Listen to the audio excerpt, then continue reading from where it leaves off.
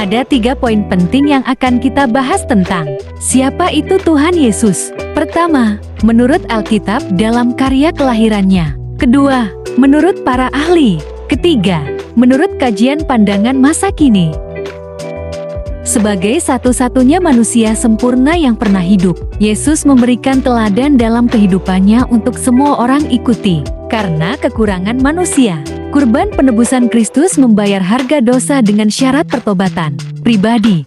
Pengorbanannya juga memungkinkan seluruh umat manusia akan dibangkitkan ke dalam kebakaan. Dia adalah juru selamat, dan di masa yang akan datang akan menjadi hakim. Sekalipun Alkitab, khususnya keempat Injil telah menulis dengan jelas siapa Yesus, bahwa Dia adalah Allah yang patut dipuji dan dipuja, namun cukup banyak ahli scholars memiliki pandangan yang sangat berbeda dengan apa yang diajarkan oleh Alkitab. Khususnya teolog abad lalu yang banyak memiliki pandangan yang sangat negatif terhadap Yesus.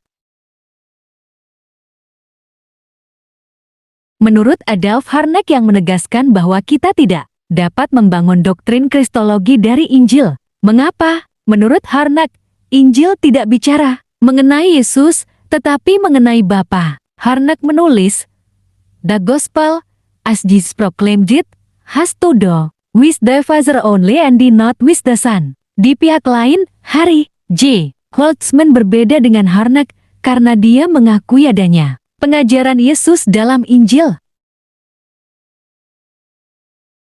Banyak orang Kristen mengakui atau mengklaim bahwa Yesus hanya milik mereka sendiri. Kristus hanya milik orang Kristen, sehingga keselamatan pun hanya milik orang Kristen atau mereka yang disebut pengikut Kristus. Padahal Alkitab menyatakan bahwa Yesus datang atau Yesus dilahirkan bukan hanya untuk satu golongan tertentu saja.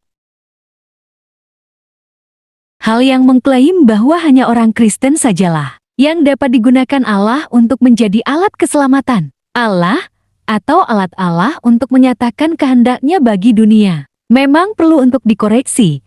Apakah memang benar begitu? Dari cerita Lukas 2, 1-20, ternyata seorang kaisar Romawi yang percaya akan tahayul pun dapat digunakan Allah untuk menyatakan kehendaknya bagi dunia. Allah menggunakan manusia. Dari dua tindakan Allah ini memperlihatkan cara kerja Allah. Dari hasil pembahasan di atas dalam karya penyelamatannya, Dia yang mempunyai otoritas. Otoritas Allah dapat kita lihat dalam tindakan-tindakannya. Yang pertama, Allah menggunakan malaikatnya, malaikat Gabriel, dan yang kedua, kelahiran Yesus merupakan penggenapan dari nubuat-nubuat para nabi, maksudnya agar nubuat itu memang benar-benar terjadi. Dan bukan hanya ramalan saja, karena nubuat adalah rancangan Allah untuk masa depan umatnya sehingga harus digenapi.